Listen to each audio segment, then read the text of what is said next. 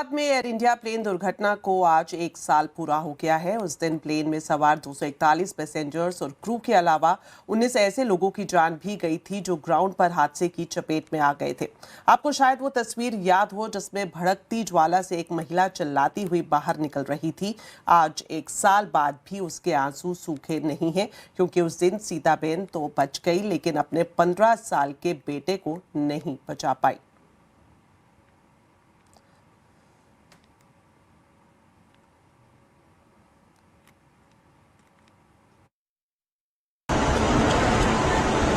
ये 12 जून 2025 को Ahmedabad plane crash के बाद का वीडियो है।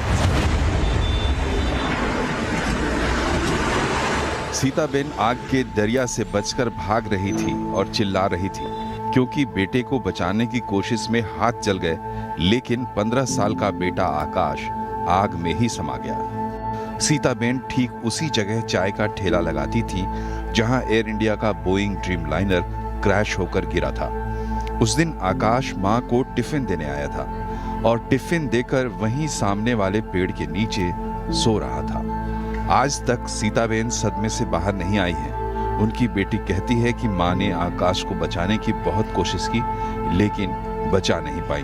मेरी मम्मी ने खाना खाया और वहां पे बैठी थी और मेरे भाई सामने की ओर कटली लेके सोया था पेड़ के नीचे।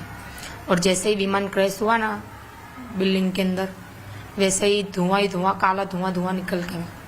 और जैसे ही आग आई मेरी मम्मी दौड़ी सामने की ओर कि मेरा बेटा वहां पे सोया है, मगर वहां पे इतना धुआं था और इतनी आग थी तो मेरी मम्मी उसके आकाश के पास पहुंच ही नहीं पाई कि मेरे बेटे को मैं बचा लूं, मगर मेरी मम्मी उसको बचा नहीं पाई। परिवार को मुआवजा मिला, लेकिन ऐसे सदमों का कोई मुआवजा नहीं हो सकता। सीताबेन ने दोबारा कभी चाय का ठेला नहीं लगाया। पिता सुरेश भाई रिक्शा चलाते थे, लेकिन अब नया काम खोज रहे हैं ताकि जिंदगी की गाड़ी आगे खींची जाए। लड़का भी चला गया है, मेरा ऑटो रिक्शा भी बंद है। इसके लिए हमें 2 दिन की ऐसी मर्जी है कि वैसे हो गया अभी लड़के का आगे कैसा नाम रखना है कैसा नहीं रखना है, कुछ रोजगार अच्छी सी मिल जाए, कुछ अच्छा सा धंधा करें कि जैसे करके उसकी धंधा पे इसका पोटा रख के हम आगे उसका नाम रख सके, उसका आगे कुछ हमारा परिवार अच्छे से रह सके, जिंदगी भर के इसका नाम से कुछ आगे हम चल सके। बेटा चला गया और अब पूरी जिंदगी सिर्फ यादों के सहारे निकालनी है।